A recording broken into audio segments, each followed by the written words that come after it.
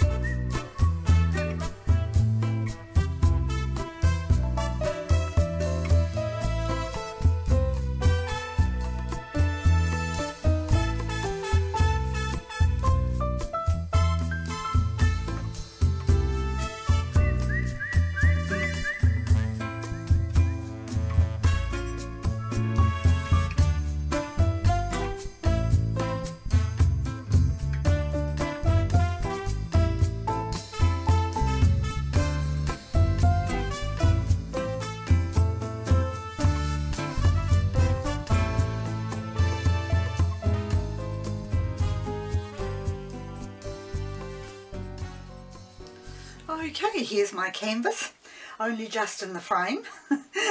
Now I'm going to put the rest of the paints I've got left over, the little bits and pieces like this. I'm just going to put them around the edge of the canvas to encourage the paint to move around a bit. And I'm going to put different colours on different parts of it, because that could very well add to the pattern that I end up with as well. So I'll keep doing this and just speed up my camera when I speed up the film when I video it.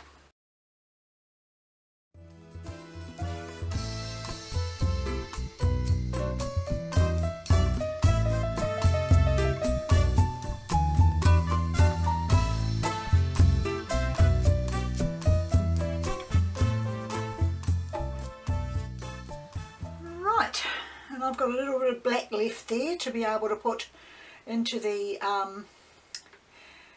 around the edges of the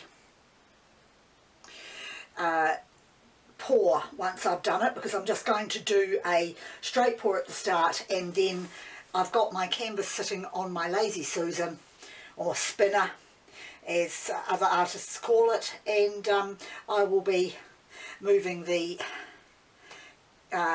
spinner around slightly to finish off the pour after I've started it. And I'm going to put some black down in the middle to start the pour as well. You may have noticed these paints are actually quite thick. They are a thicker, runny, honey consistency, And the reason I've done that is because I added the enamel to it, and I just wanted to see what sort of cells that I could get from that. So I'm going to add the black now, and just drop it into the middle. It looks like I won't have much black left to put around the edges, but never mind. I've got more black in my squirter bottle if I need it. This is just to get my pour started. It's all experimental, believe me. I really, a lot of the time, I sort of know what I'm doing, but what I'm doing and what happens is the end result. For a start, I know that that is not scented, so that will make a difference to my final result. But again, it's all the fun is in the experimentation. So now I'm going to get this container full of my paint and pull that little lid thingy on it so that I can pour. And I'll pour some of it out straight, and then I will start moving the spinner around.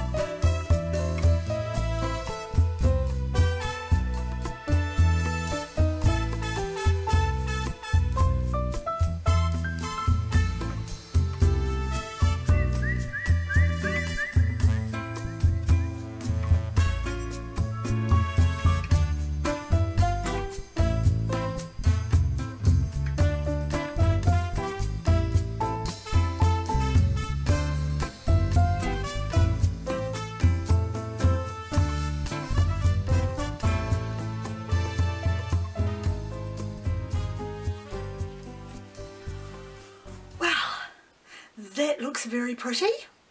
I'm going to torch it, and then I'm going to walk away for a little while and just leave it to see if anything actually develops from the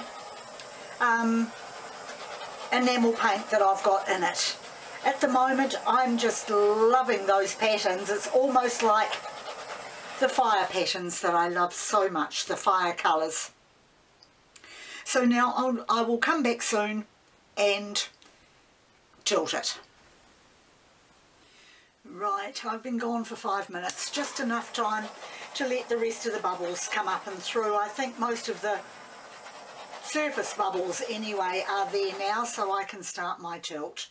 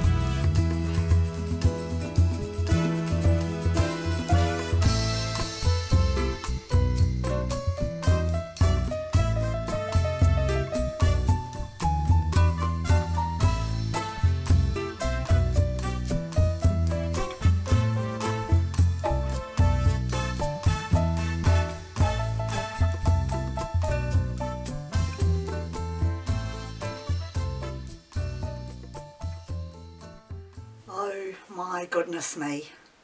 That is just, wow, that is just stunning. I've got a name for this already and I call it Middle Earth. It just reminds me of the Lord of the Rings movies, or yes, it would have been the Lord of the Rings movies. I think the last movie where Gandalf had to walk through all the fire and it was like the centre of the earth bubbling up, and this is what it reminds me of. It's just, it's better than I could ever have expected. It's got the small bubbles. I'm assuming a lot of those from the enamel. It hasn't got the large cells from the enamel, but it's certainly got a lot of the tiny ones, which for me kind of give it that almost galaxy-like effect. Oh my goodness. Oh my goodness, I am so pleased with it. I love that sweep there. And the sad thing for me is that I know I could not replicate it. These are a one-off type thing. Right, I've just put on a fresh pair of gloves because I'm going to need to finish off the undersides and what have you, because I'm definitely allowing this one to dry to see how it looks once it's dried. But before I go, I will, rather than bring the camera down to it, because I love the light coming in and I prefer to lift it to the camera, I'll now lift it up a little for you to be able to see closer. I'll get that middle piece up first towards the camera because that is just, I'm so happy with that. And as I move it around, you can see all the tiny little coloured dots from the, I'm assuming, the enamel paint, but also what I call the fire edges, and how beautiful and detailed they actually are. I'm so pleased with this. I hope, because I can't see what sort of a view you're getting, I hope you're getting a good view of it.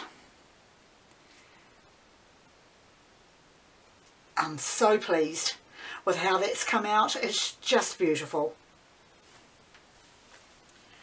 And that's it for me.